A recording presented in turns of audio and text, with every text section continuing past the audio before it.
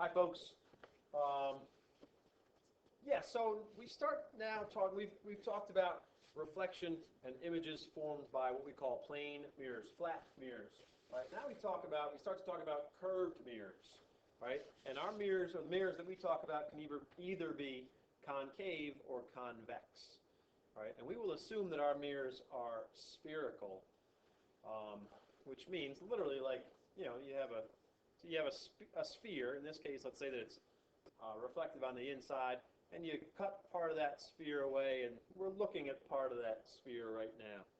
Okay, we got sort of a side view of that part of that spherical mirror.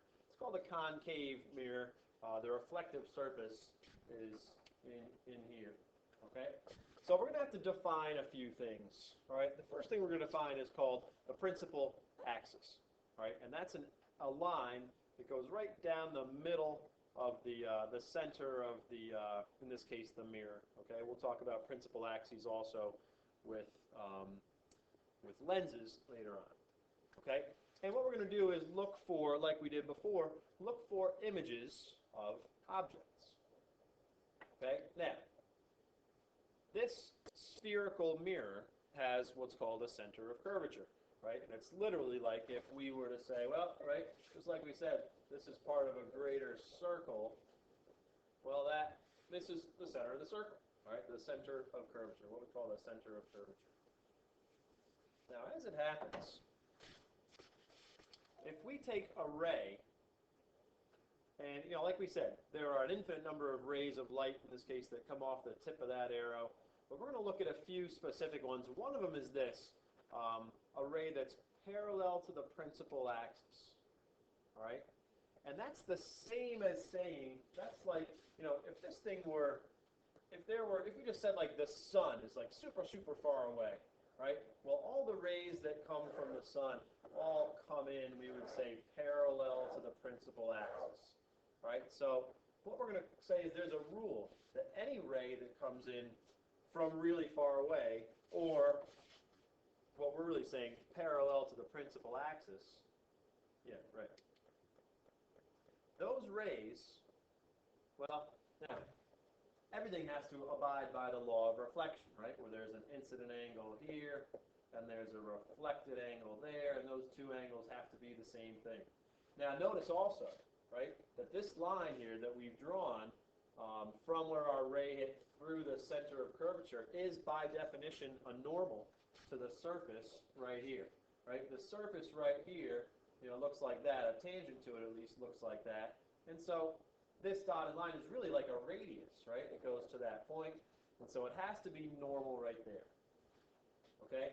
So what we do here is if we draw this reflection using our law of reflection, we go through a point right there. And that point is called the focal point. Right? And as it happens, any and every single ray that comes parallel to the principal axis actually converges at the focal point. Okay, so that's one big rule. One big rule. So any light that's incident parallel to the principal axis converges at the focal point. Fair enough? Now, this also works in reverse. We can say, well, light that comes in parallel comes through the focal point. So that means also that light that comes in through the focal point has to come out parallel. Make sense? And what that means is that the great thing about this is no more what do you call it? The protractor. No more protractor. All we need to know is where's the center of curvature and/or where's the focal point. Okay.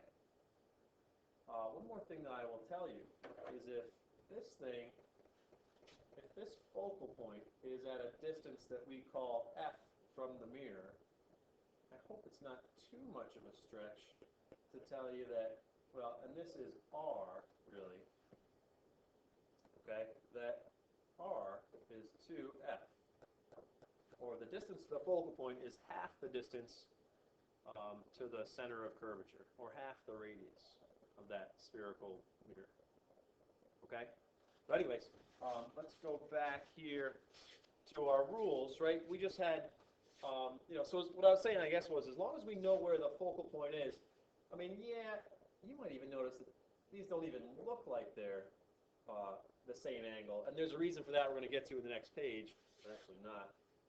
But forget about protractors now. All we need is to be able to draw a nice parallel, or a line that's nice and parallel to the principal axis. We get it to hit this point, and we reflect through the focal point. Or we take this one that comes through the focal point, and we reflect it outwards parallel to the principal axis. Now notice, remember what we said before? That images are formed where the rays converge or appear to have converged? Well, in this case, the rays actually do converge right there. So that means that the tip of the arrow is right there and that our image looks like that. You got me? That's what the image of that arrow looks like. Now, things about this image, I think I'll have to come back to this, but I think there's stuff we want to sort of clear up a little bit before we talk a whole lot about images. But that's, in a nutshell, that's how we do concave mirrors. Just with these two rules. Comes in parallel, reflects through the focal point. Comes in through the focal point, reflects parallel. That's it. All right. Now, here's the deal. Oh, yeah, yep. Oh, yeah. Okay, so we are talking about images. Things about this image. Okay, so I'm just going to write that about here.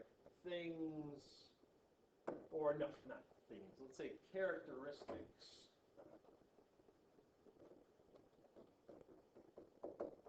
of this image. One, it's what we call a real image. And that means, if I say it, yeah, that the rays actually do converge at this location. The rays actually do converge there. Now, if we go back, how many, if we go back, yeah, sure, what are we at, 11? If we go to 10, no, not at all 10. Where are we at? 16, 18, 20. Sorry. Okay, fine. Yeah, if we look here, sure, this one, these images are not real images. All right, a real image is formed where rays actually converge. These rays appear to have originated at these locations, right? These rays appear to have originated there. They didn't actually appear there. Therefore, this is called, yeah, we got that question. This is called a virtual image. And that means rays appear to have originated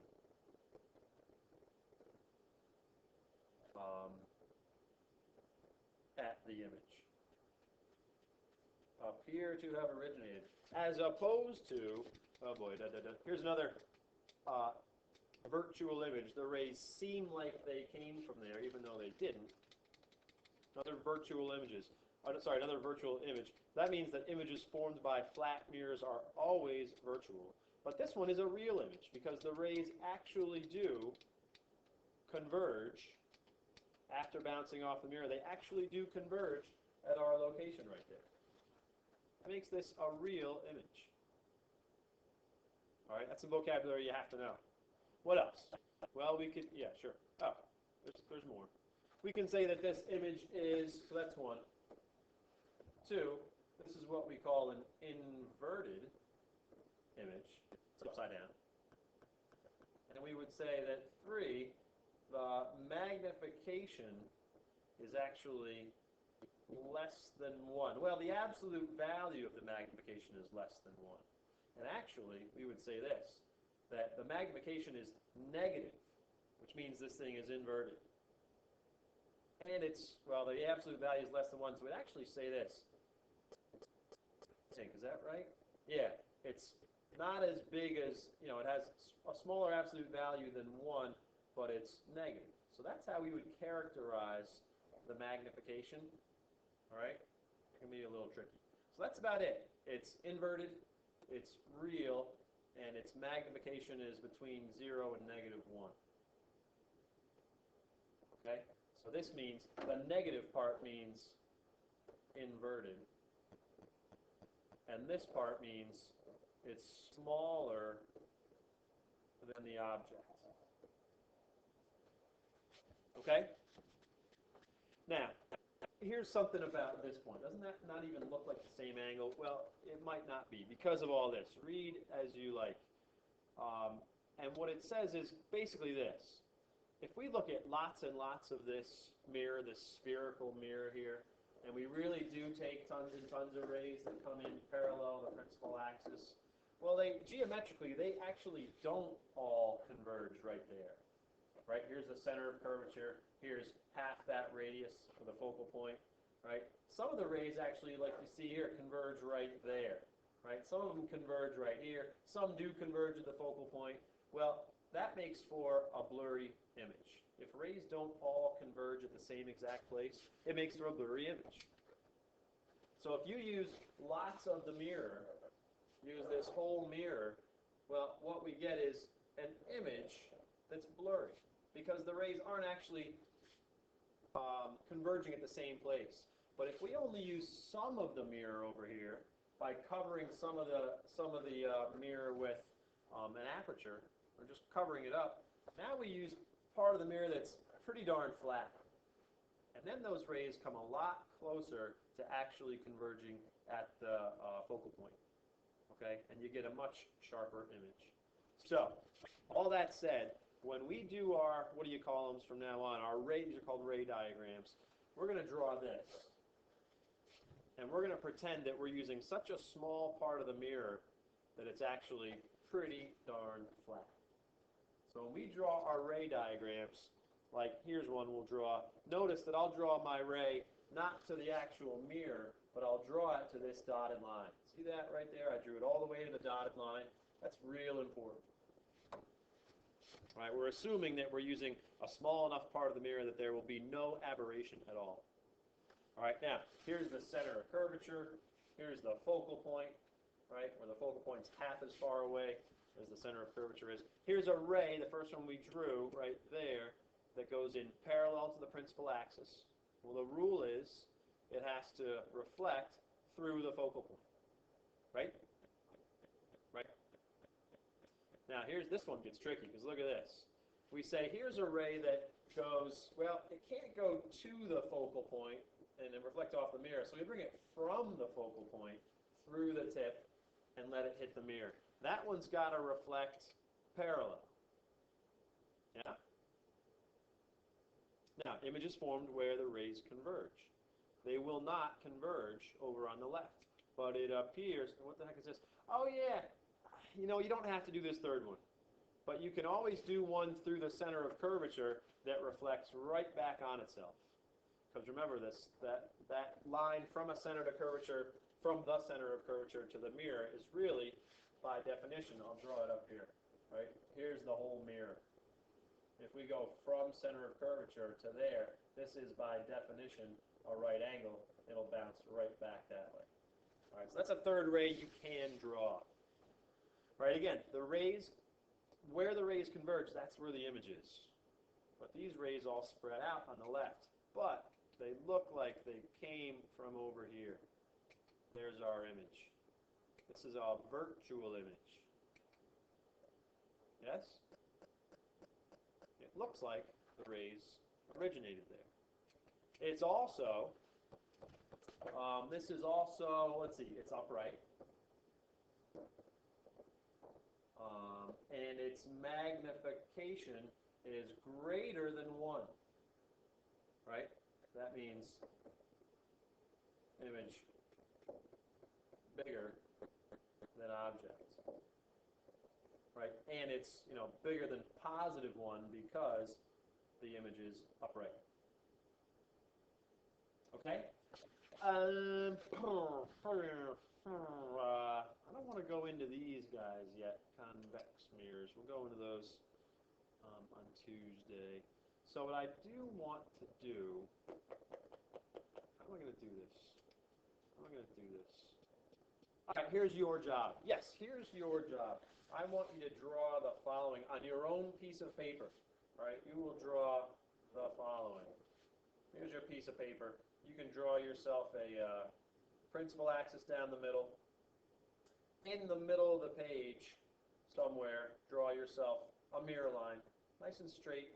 And let's assume that there's a focal point and a center of curvature. You know, you pick the distances. Fair enough? Then I want you to locate wherever you want an object, but it has to be not wherever you want. Put the object between the center of curvature and the focal point. And find the image.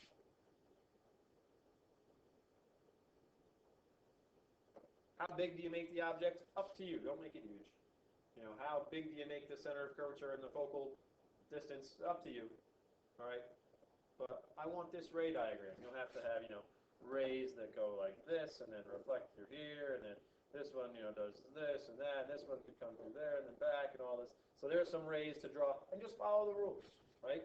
There are really only two that you need to draw. The ones that go in parallel and through the focal point, and the one that goes in through the focal point and out parallel. All right? So everyone's going to look a little different, but we should hopefully be able to generalize what images look like for objects that are between the center of curvature and the focal distance, focal length. Okay? Okay. Happy ray diagramming. See ya.